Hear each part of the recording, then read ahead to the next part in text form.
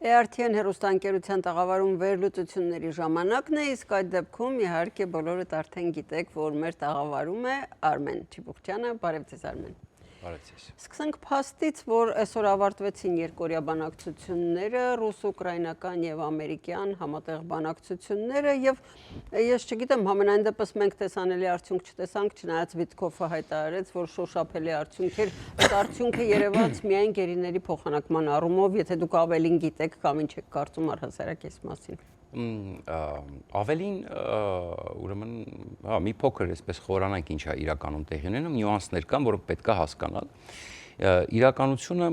հետևյալն է։ Նախ արձանագրենք փաստ, որ ուկրաինացիները իրենք են ասում, որ Ռուսաստանի տրամադրությունները փոխվել է թեթև։ Իրանք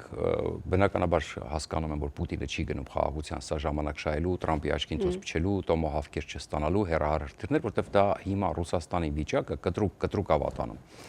Եւ հետաքրքիր մի բան էլ կասենք Ուկրաինայի նոր պաշտպանության նախարարի հետ կապված, որը առաջին հայացքից ին վրա թողնում է մի շատ, այսպես ասում եմ, անմոռանալի տպավորություն։ Հիմա կասեմ ինչու։ Ֆյոդորովի մասին է խոսքը։ Հիմա ուրեմն ինչա կատարվում։ Պատվիրակության կազմի փոփոխությունը լրջագույն ուրեմն նշան է, որ Պուտինի վիճակը լավ չի իրականում, հա, որտեվ ուկրաինացիները հասցրեցին ամերիկացիներին, որ այն պատվիրակությունները, որ Ռուսաստանը ուղարկում է, դա լուրջ չի։ Դմիտրիևը չեկավ, եկան զինվորականներ, կարծում եմ։ Տեսեք, Դմիտրիևը այլ հարց է, ընդհանրապես տեսեք, այդ Էփշտեյնի ֆայլերի հետ կապված, այնտեղ չգիտեմ, սկսած Դմիտրիևներից, չգիտեմ, այնտեղ տարբեր անուններ է շոշափվում, դրա պարզվում է դա շուտվանից է ներդրված եղել Ամերիկայում, որպեսզի ուրեմն դեր Տրամպի ընտրության ժամանակ առաջին, այսպես ուրեմն Դմիտրիևը այնտեղ տնտղելու ասկերիա կապերն է ստեղծել եւ այլ այսպես շարունակ, դե նա Միացյալ Նահանգներում է սովորել, փաստորեն Պուտինը նրան շուտվանից օգտագործել է։ Նա կապեր ունի, նա որպես այսպես ասում է այդ միջավայրում ծանոթություններ ձեռք բերված մարդ Պուտինի մոտիկն է, այսպես բանը, ոնց որ Վիտկոֆն է Թրամփի համար, այնպես է Դմիտրիևը Պուտինի համար, եթե այս համատենք այս նույն տրամաբանության մեջ, բայց կա մի հետաքրքիր հանգամանք, տեսեք, եթե առաջ ինչ որ ասենք խելապակաս Մեդինսկի էին ուղարկում, որը Իրանից բան չէր ներկայացնում, հիմա բանակցության պատվիրակության մեջ գենշտաբի կարևորագույն պաշտոնյաներ են, կարևոր զինվորականներ, հետախուզությունից եւ այլ այսպես շարունակ, եւ բնականաբար ուկրաինացիները միշտ շատ ավելի լուրջ պատվիրակություն են ուղարկի եւ ռուսները հասկանալով, որ այդ կապիկությունը չի կարող շարունակվել, հիմա վերջին բանակցություններում ուղարկում են լուրջ պատվիրակություն, որը փաստում են նաեւ ուկրաինացիները, այսինքն սա խոսում է երբ որ զինվորականները եւ հետախուզությունները իրար հետ զրուցում են, դա արդեն լուրջ բանի մասին է խոսում, այս իմաստով, հա։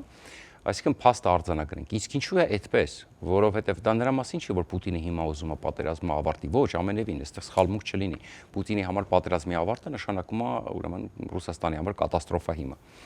Հատկապես որ մենք չենք հասցնում օրորի ստանում ենք թե ինչ դաժանություններ է կատարվում Ռուսաստանի ներսում, հա, սկսած իրանց այլանդակ ռոպագանդայի պատճառով, որը ես նորից հորդորում եւ կոչ եմ անում Հայաստանում պետքա տոտալ փակել, որովհետեւ անգամ հումորային հաղորդումները վերածվել են ֆաշիստական ծրագրերի։ Ռոպագանդան մենակ Սոլովյովը չի տարածում, դուք եք դա լավ հասկանում, 100 տարի է այս դաշտում ենք, հա, կարելի է անմեղ մշակութային մանկական հաղորդման մեջ կարելի է ուրեմն ֆաշիստական ռոպագանդա տանել։ Հատկապես որևէ դուք տեսել եք աչքներով ընկել այն կադրերը, որ նորածիններին ծնդատներից ռազմական համազգեստով են հանում, հատուկ կարել են տալի, բայց պատկերացնում եք ինչա կատարվում, ասենք այդ ֆաշիստական երկրում։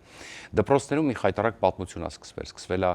ուրեմն երեխաները արդեն սկսել են Ռեմբո խաղալ, այսինքն վառում են դասարանները, օդամղի չրացաններով են կրակում դասատուների վրա։ Մի կատաստրոֆա եւ սա այդ ամբողջ պատերազմի հետևանքն է։ Էլ չեմ խոսում այն անչափահասների բռնաբարությունները, կանանց սպանությունները, ուրեմն այդ հանցագործները, որ վերադառնում են թեկուզ արձակուրդների, գիտեմ, որ ոչ մի բան չի լինում, սպանում են, վերադառնում են։ Հիմա իրանք արդեն մտածում են, ստեղծում են օրենսդրությունը, փոխում են այնպես, որ հասկանում են կատաստրոֆան, որ եթե ուրեմն երկրորդ անգամ է անում հանցագործություն, էլ չի ներվում, ասենք եւ այլ այսպեսի բան, բայց քանի որ մարդու պակաս ունեն, մեկը էլի տանում են, հա, այսինքն այսպես շարունակ։ Հիմա բայց սա խոսում է այն մասին, որ Պուտինը հասկանում է իր վիճակի տնտեսական ծանրությունը եւ հասկանում է, որ արդեն այն ժամանակն է եկել, որ կարող է արդեն սկսել են մտածել, որ կարող է էլ չկարողանան։ Հասկանում եք ինչ եմ ասում։ Հետևաբար արդեն սկսել են ուղարկել էյֆորիան անցել է։ Էյֆորիան անցել է, միանշանակ, հա, շատ ճիշտ է, հա, իդեալական բնութագրություն։ Այսինքն էյֆորիան անցել է եւ արդեն սկսում են լուրջ մակարդակով բանակցել։ Բայց սա չի նշանակում, որ ինքը իր համար անգամ ասել եմ, այն 28 կետը նախնական, որը խայտարակություններ, անգամ այդ 28 կետերը եթե ինքը ընդուներ, անընդունելի է իր համար։ Մի բան պետք է հասկանալ։ Ուրեմն կա մի բան, որ պետք է մեր հետևորդները հասկանան։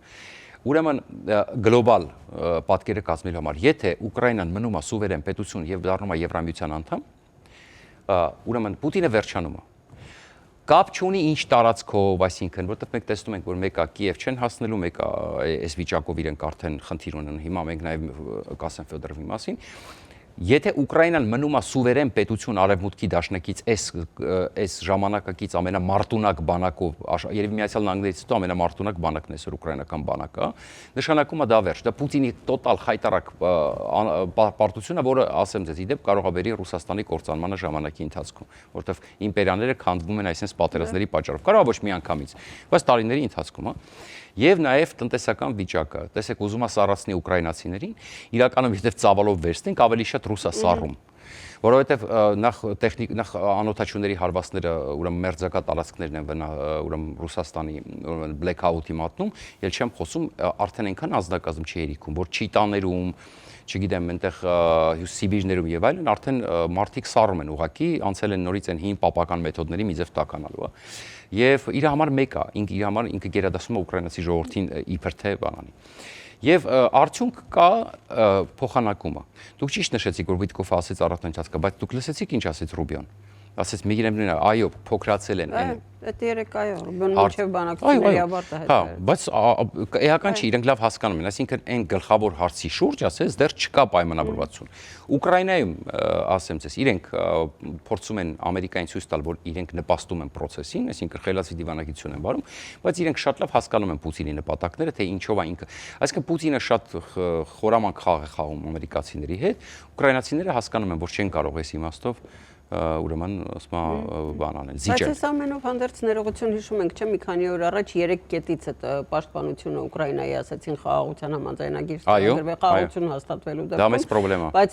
Պուտինը արդեն հայտարարեց, որ չեն ընդունում այսինքն արտգործնախարարության մակարդակով, որ որևէ զինվորի օտար։ Ճիշտ է։ Հենց այդ եմ ասում, դրա համար ուկրաինացիները հասկանում են, որ չի ընդունելու Պուտինը։ Այսինքն տեսեք, բայց Թրամփը, չգիտես ինչի համոզված է, որ եթե օրը գա պայմանագիրը ստորագրվի կամ էլ իրենք են խաղում, որ իրենց կհաջողվի ստորագրման օրը, նաև դրա համար իրենք ինչի Ուկրաինայի չստորագրեցին, շատ լավ հասկանալի որ Պուտինը չի ընդունելու, դրա համար ուզում են վերջին օրը ստորագրեն, այսինքն նույնիսկ ՆԱՏՕ-ն այդ մասին ասում։ Այո, իրանք ուզում են հենց խաղաղության պայման, այսինքն կամ զինադադարի, չգիտեմ, օրը ստորագրել նաև անվտանգության երաշխիքները, որտեղ հասկանում են, որ Պուտինը չի ընդունում դա։ Հենց այդ եմ ասում, սխալ չթույլ տանք այստեղ, Պուտինը չի ուզում խաղաղություն, Պուտինը ստիպված է այս կապիկությունը անում, որտեղ դեմքը փրկելու խնդիր կա։ Հիմա բայց ով պիտի իրեն օգնի, սա էլ հարց է, չէ՞, մեծ հարց։ Ինչի, ոնց պիտի փրկի դեմքը։ Հետաքրքրական ես մի բան ասեմ, տեսեք, որ այս երկրորդ մասի անոնսը տանք, ուրեմն Ֆրանսիայի նախագահի ցույց տվեցիք թե չէ, ներկայացուցիչը, դիվանագիտական, այո։ Բայց ոչ երկեցին, ոչ։ Այո, ասում են գաղտնի այցելելա Մոսկվա, այս էլ է շատ հետաքրքիր, որ Եվրոպան սկսեց բանակցություններ վարել, իդեպ սկսեց այն ժամանակ, երբ որ հասկացան, որ այսինքն գիտեք ինչ հետաքրքիր է, որ նաև հասկացան, որ Պուտինն էլ է ընդունում, չէ, այստեղ տեսեք, ես վստահ եմ, որ միջև էլ են փորձել իրան կանել, իսկ Մակրոն ամենաակտիվն էր ի սկզբանե։ Խնդիրը հետևյալն է, որ սա էլ իդեպ սա էլ է խոսում են մասին, որ Պուտինի վիճակը այնպես է, որ ինքն էլ է գնում այդ կոնտակտների արդեն, հա, չնայած թփրտումը դեռ ցույց է տալի եւ այլն։ Բայց ամենակարևորը, ինչ որ կատարվում է ռազմի դաշտում, որովհետեւ այս բանակցությունների ելքը կանխորոշվում է ռազմի դաշտում։ Հիմա երկու բառ խոսենք ռազմի դաշտից, նաեւ Զելենսկին հրապարակել է կորուստները ուկրաինական, գիտեք։ Դա Թենգովազդից հետո։ Քոտոնը սկսվում է այստեղ, Cosmo Palace, ընտանեկան բոլոր միջոցառումների իրական կենտրոն, վայր, որտեղ հայկական ջերմությունը միահյուսվում է եվրոպական շքեղությանն ու նրբագեղությանը, հայտնի եւ սիրված երգիչ-երգչուհիներ, լավագույն շոումեններ, որոնք ձեր երեկոն կդարձնեն իսկապես անմոռանալի, համեղ եւ տարբերվող խոհանոցի ներդաշնակություն հարիր միայն բարձրակարգ ճաշակին, անզուգական սրահինքից Hookah Lounge Patio, լավագույն եւ ռոմանտիկ երեկոներ բաց երկնքի տակ, սա պարզապես ռեստորան չէ, սա Cosmo Palace-ն է։ Վերադարձանք վերլուծություններին հարգելի հեռուստադիտողներ, այստեղ է Արմեն Չիբուխչյանը, գովազդից առաջ Արմենը տեղեկացրեց, այսպես ասեմ, իր վերլուծությունների արդյունքում եկել է այն եզրահանգման եւ փաստերով նաեւ, որ Ռուսաստանը մաշվում է օր-օրի ավելի շատ, ավելի մեծ են Ռուսաստանի առաջ խնդիրները դառնում, եւ Եվրոպան ու մասնավորապես Ֆրանսիան ու այսօրվա նախագահը Մակրոնը գտել են ճիշտ ժամանակը, երևի իրենց կարծիքով, որ պետք է գնալ ընդառաջ Պուտինին։ Ոչ թե ընդառաջ Պուտինին, այլ քանի որ իրանք տեսնում են, ընդառաջ որ գնան խաղաղության։ Այսինքն տեսեք, այստեղ կարևոր հարց կա։ Քանի որ Եվրոպան այդ բանակցություններում կարևորագույն դերակատարում ունի, Ֆրանսիան եւ Եվրոպան հասկացա, որ իրանք սուվերենություն չունեն այս բանակցություններում։ Այսինքն ինչ է ստացվում։ Թրամփը իրանք փոխարեն հարցեր է լուծում։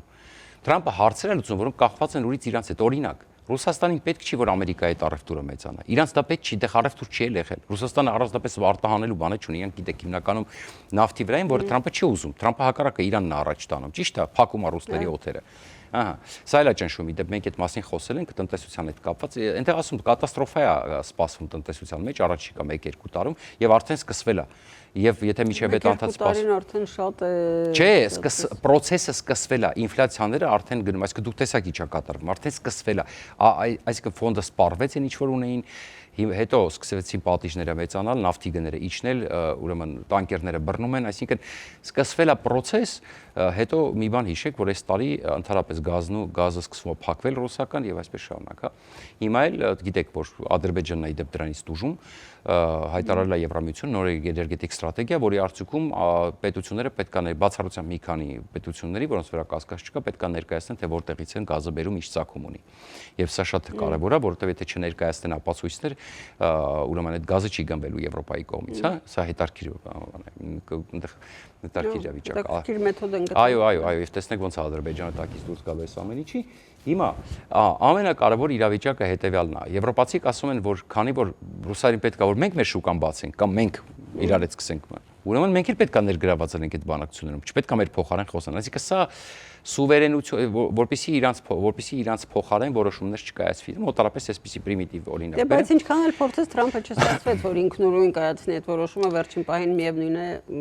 Եվրոպան։ Դե պետք է Եվրոպան մասնակցի։ Տեսեք, ուզում էին մտնեն, վերջում դուրս մնացին, չէ՞։ Հիմա դրա համար իրանք ուզում են իրանց process սկսեն։ Իդեպ արդեն են երկրները, որոնք միջև այդ դեմ են, իրենք են արդեն խորհուրդ տալիս Եվրոպային սուվերենություն ցույց տալ եւ մտնել եւ Պուտինին, հա, բացի դրանից կա մի հատ խնդիր։ Կա խնդիր, որ պետք է եվրոպական զորքեր լինեն, մենք այդ մասին դուք էլ նշեցիք այսօր այդ մասին, եւ դրա շուրջ էլ է պետք արդեն բանակցել, այսինքն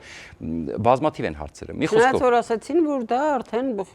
լուրջ վտանգ է մեր երկրին, ռուսները հայտարարեցին եւ համապատասխանաբար կպատասխանեն դրան։ Այո, եւ հետաքրքիր մի բան ձեզ ասեմ։ Հիմա տեսեք ռազմադաշտի հետ կապած, տեսեք, ինչ արեց Ֆյոդորովը։ Ռուսները սկսել էին կապ չունեն, իրանք իսկ այսօր կապը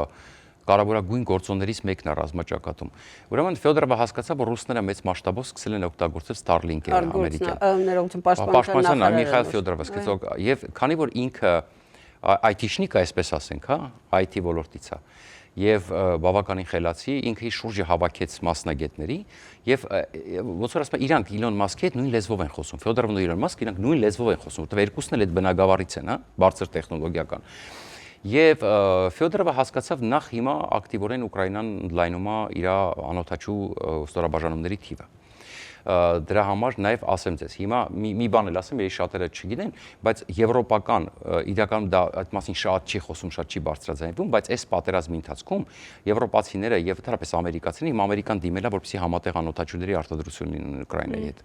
Այսինքն փորձարկում են բոլոր նորարարությունները։ Այս պատերազմի ժամանակ ով ինչ նորություն ունի, զենիթ-արտիլերային կայաններ, անօթաչուներ խփող, ֆրանսիական, չգիտեմ, շվեդական եւ այլն, տարբեր երկրներ կոպիտ ասած։ Այսինքն բոլորը մարտի դաշտում այսօր ցույց աշխատում են իրենց նորարարությունները փորձարկել։ Այդ մասին շատ չի խոսվում,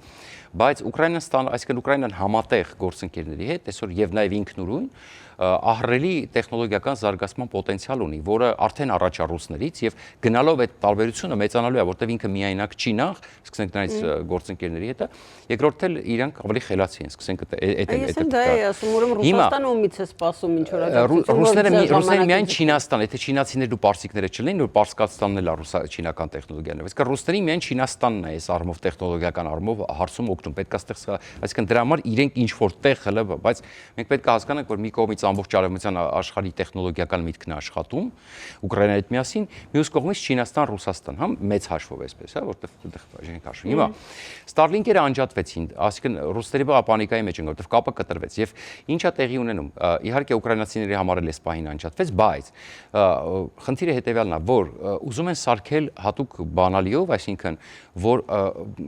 տեսեք ռուսների Starlink-ները անօրինական է ձեռք բերված։ Այսինքն Starlink-ները հիմա հաշվարկում են, որն է օրինական, որն է ուկրաինացիների մոտ տրված օրինակ SpaceX-ի կողմից կամ Elon Musk-ի կողմից եւ միայն դրանք պետք է ունենան, ուրեմն պետք է աշխատեն։ Իսկ եթե սա հաջողվեց անել, Իրենք նաև լուրջ կապի խնդիր այո, կապի խնդիր են ունենալու։ Ես սա ռազմաճակատում կարող է լրջագույն փոփոխություն առածել տեսնում եք իրանց վիճակը։ Հիմա զոհերը տեղ կա, ընդ որում ասում են մինչև 1:20-ի է, տեղ կա 1:7-ի է, տեղ կա 1:5-ի է։ Հիմա տարբերությունը շատ է մեծացել։ Զելենսկիի դեպ հրապարակեց թիվը 55,000 է ուկրաինական զոհերի թիվը, իհարկե այնտեղ ասեց անհետ կորածների մասին, բայց պետք է ֆիքսել մի բան, որ Ռուսաստանի զոհերի թիվը ուրեմն 5-6 անգամ ավելի շատ է։ Եթե ոչ ավա, այսինքն տեսեք, իսկ այսպես ենք անդառնալի կորուստների թիվը 5-6-7 անգամ ավելի շատ է եւ սա նշանակում է, որ Պուտինի հույսը, որ ինքը մարտականակով կարա մաշի ուկրաինական զորքերը, չի ստացվելու, որովհետեւ ըստ էության իր ռեզերվները ավելի արագ են մաշվում, քան ուկրաինական։ Սա էլ է հետաքրքիր հանգամանք, որ պետք է հաշվի առնել։ Մի խոսքով հետևենք, ես այս պահին այսինքն իմ կարծիքը ասեմ, այս պահին դեռ չեմ տեսնում, որ դեռ այդքան Պուտինը, այսպես ասած, չի հասել այն կոնդիցիայի, որ հիմա գնա խաղաղության։ Այդ մասին եք նաև վաղը խոսելու։ Տեսնենք վաղը YouTube-յան live-ում։ Այո, կարող է չէ, այդպես մասին այսօր խոսեցինք, երևի այլ թեմաների մասին խոսենք, այո։ Լավ, իսկ այսօր մեր ծրագիրն ավարտվեց, հարգելի հեռուստադիտողներ, ցտեսություն, հանդիպելու ենք վաղը։ Հաջողություն։ ARTN լուրերի հովանավորն է FIBI ընկերությունը։